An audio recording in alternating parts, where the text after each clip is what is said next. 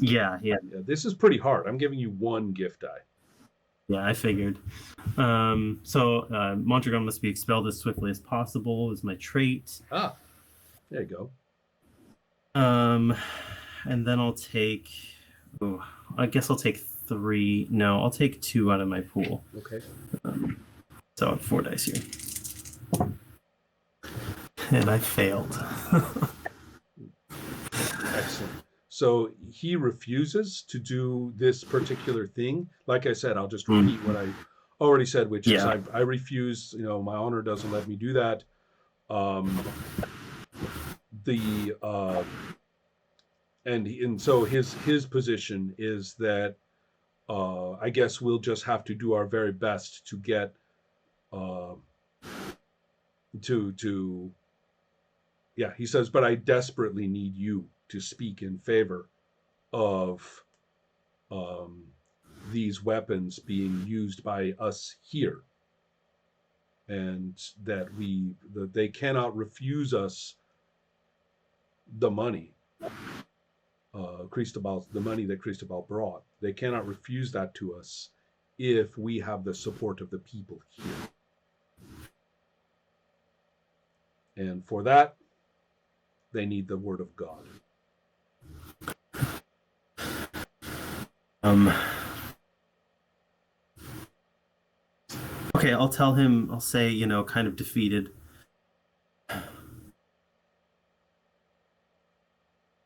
Gather who I need to speak with. Mm-hmm. Yeah. Speak with them in the morning. I need to pray tonight. Right. He says, that's fine. Tomorrow, mass tomorrow is fine. Right. Yeah. Um, so mass tomorrow would be perfect. Yeah. So excellent. Perhaps you spend a restless night in prayer. Yeah. And then through the course of the day, as you're kind of gathering your thoughts about what to do and things like that, the there's word kind of is spreading through the mission, that uh, did you see Cristobal? Things like that. People are sort of excited a little bit about this. But the only other thing to I think it's for early afternoon mass for I'm not quite sure I kind of get the idea that mass is like said every day. Yeah. I Yeah. mean, it's just like they do it a lot. Um, Mm-hmm. and so the so I'm thinking about that we're talking about probably the one with the biggest attendance, which would be the early afternoon, or Sure. just after siesta or something like that. So probably got my times wrong, but who cares? So let's see. That leads us to um, some things that you aren't seeing, but that which result um, with which result probably um,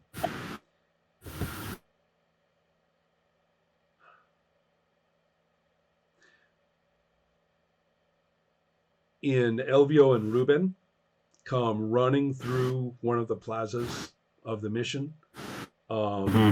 And perhaps you'll realize that for at least a little while you've been hearing kind of these these sharp whistles like people use, and the two of them, come running through this plaza, and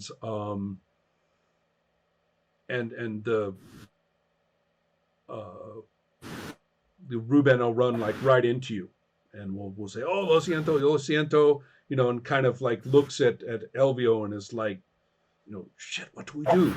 And Elvio's going, go, go, go, right, and like shoves him, and then turns around and says, "I'm really sorry, Papa. we overdid it. We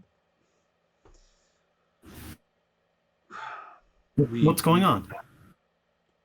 He says he's coming now, and he saw us. So Mondragon? yeah.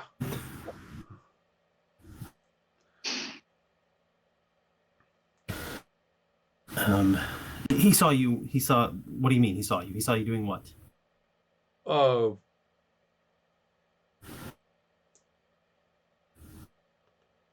a few pranks, a few we kind of made life exciting for him here and there. And just wanted to, upset him, make him nervous, send him a little message, but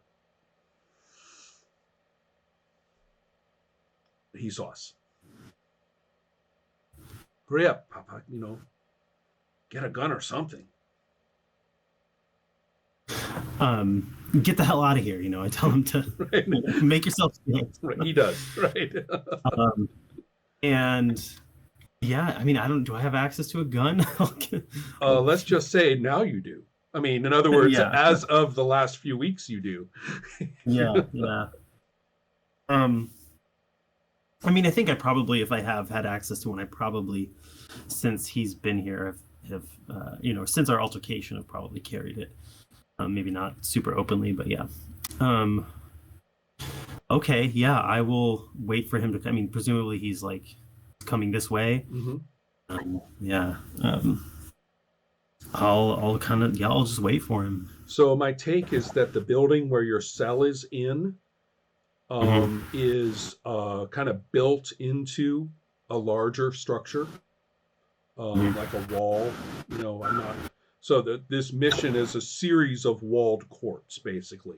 Yeah. Some of which are buildings, and so it's almost. I mean, some of it's just wide open, like actually outside, inside the main walls, but others is kind of a cross between inside and outside. Yeah. Right. So, so what I'm thinking is that I said it was that your son had come running across this plaza. And so this is sort of this courtyard that is outside that building I was talking about. And it has a couple of palm trees growing from the ground, but otherwise is bricked over. There's it has bricks and pavement. Okay. But and there's probably like a garden there and a few things like that. So it's kind of nice. If plain. And then on the other side of the plaza is actually the main doors into one of the churches, one of the places to go. And Mass is coming up in just a while, and some people have actually gone into the church to sit there for a little bit. So it's not that long before you would be attending that Mass. You're not a priest, so you wouldn't be giving it, but you would be attending it. So that's when we are, and Mondragon has come into this courtyard, and he sees you, and he says, "That brat of yours has gone too far."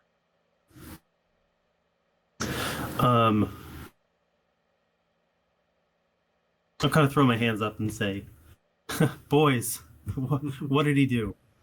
And he says, "You don't play stupid with me. I know what you're doing. You set those little devils on me, and it's time to it's time to set this example here and now." He says, "You're no priest." And he laughs and says, "You're not even whatever it is you're pretending to be here. You're no better than me." And I never said I was. And so yes, you can try to be reasonable and say factual things all you want to, some of which are questionably factual actually. Mm. So so let's just say that he is ready to basically work himself up into a rage and says these people can all see who is in charge here and who they need to listen to and what they need to do. You, and if this were the modern world, he would say you are a threat to national security, but that's not exactly the way he'll put it back then. He Yeah. will say an equivalent, which is, you are an enemy of Mexico,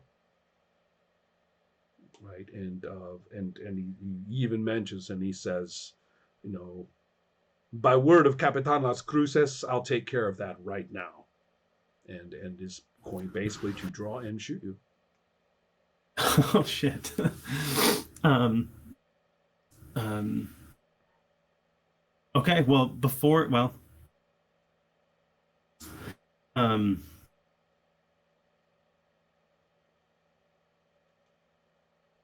I want to see if I don't know if there's a second to try to diffuse this with words, not with kind of the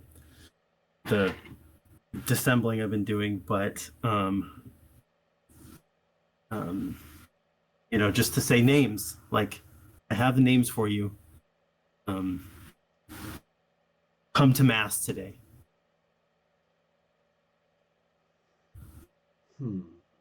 But I'm like, I have my hand kind of on my hip too. Oh yeah, like, yeah. I'm thinking. Well, Yeah. in that case, I think we're going to take this to the roll right now, Okay. right? And see, where that takes us. Okay. The different ways that this go. Kind of depends a little bit on the trait that you're using. Yeah, yeah. Well, I think.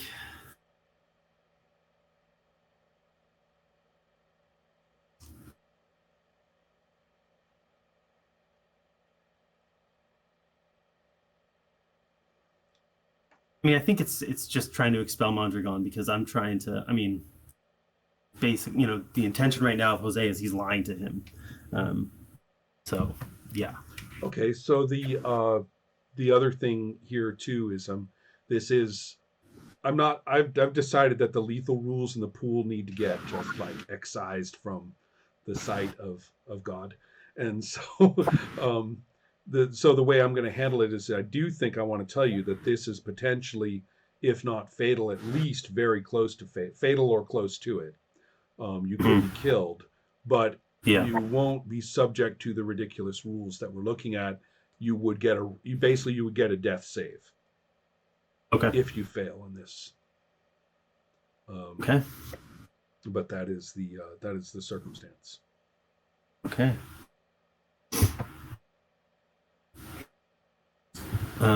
Yeah. So yeah, I'm trying to expel him as swiftly as possible. So 1 die there. I'm gonna use all my pool dice. If you want to, and you get 2 dice from me. 2 dice from me. Okay, so I have 3 pool dice left after my failure. And yeah, okay. 6 dice. All right then. And I got 1-1. Which way do you want to take this? Oh man, I'm gonna take the narration. Okay. And well, we'll see. I'm gonna move forward as far as I can and let me know if it's too far. I want to say that he backs down. He's right on that edge, but the sort of what his boss needs of him. I don't know. Maybe he fears his boss more than he fears the situation, and he's like names. He's convinced for the moment. I'll give you this one chance or whatever. And he comes to I guess what I want to do is narrate what happens at the mass. Is that okay? To be technical, you already mentioned that's where you're going with it before the roll, right? So, right. So insofar as we need a legal justification, that's right. Yeah, that's yeah. He comes to the mass, and I think it's clear to Mateo, and there's lots of signals going on that that he needs to be restrained at some point. You know, that he's here to be taken into custody. Interesting. Okay, go ahead. Basically, because he has a gun, but he can't kill everyone here. So yeah, there's a certain point. I don't know, maybe after it was probably not homilies, maybe anachronistic for everyday mass, but after, I think I say something like that I want to say a few words to the congregation after mass is given, and the Father Ayala lets me, like, okay, strange, but like, okay, a little word, or like I want to give a benediction. Actually, I think a good way to put it. Do you mind me jumping in a little bit with this for Father Ayala? Go ahead. Yep. He's kind of frail and scattered and rushes through mass. And so when you want to talk, it's actually quite a relief. Yeah. Right. So that's the way I see it. Yeah. As long as I'm not, giving the Eucharist or something. So after the mass is given, I stand up and just give a little, I'm just like, say that hard times have come to San Diego, hard times have come to the mission, and hard times require conviction. And it is my conviction that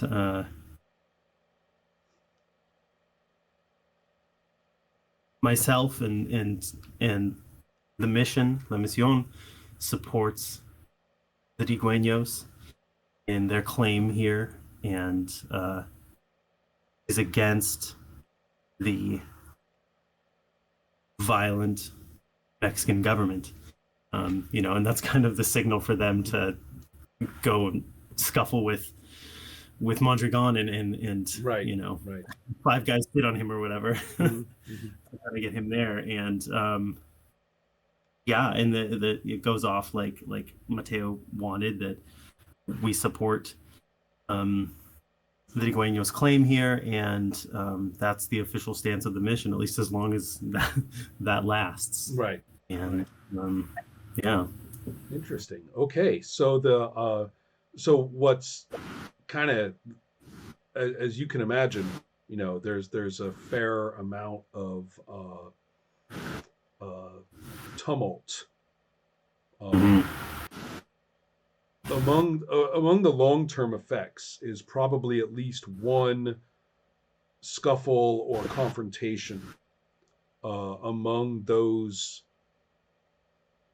Digüeños who are more visitors from the east, who are expecting to get all the money and all the weaponry from here.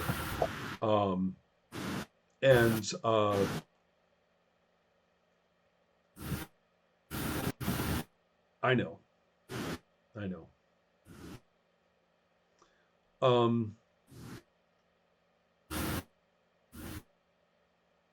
Okay. Let me follow up on this a little bit later. I'm not handling this very well. I mean, there's people that I want to talk to, or I want you to talk to, but I want to jump over to Christopher instead. Christopher, here's kind of where I'm at.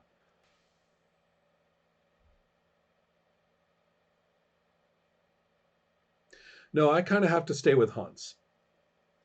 Go ahead. Yeah, the what you're going to do, you're going to get a visitor, and at this point, Father Ayala asks you to attend to some management things in his office, and then you find yourself actually doing the management, right? Perhaps with his direction and information, but you suddenly realize, wait a minute, when did I become, chief executive officer? So you're working with Father Ayala there, and he doesn't seem to quite grasp he doesn't really understand the arming of the church. As you realize when you're talking to him, and he says, he's confused a little bit. He's like, the Mexican government is who we represent. We are, they freed the slaves. Their revolution is about, freedom and about, the liberation of man in the sight of God and all sorts of great things like that. So he's a little confused about, why are these really the army? Is that man really in the army? I don't understand. They don't act like the army. Not the army that I fought with. Mhm. So, but you get a visitor. And the visitor is a man younger than you, older than your son. And he is very charismatic, a very charismatic Degüeño guy. He's not dressed in a flashy way. He looks like he's been around a lot, in fact. But he comes in, and he is the one who puts this saddlebag full of Mexican money in extremely high denominations on your desk. And he sets it here, and he says, "This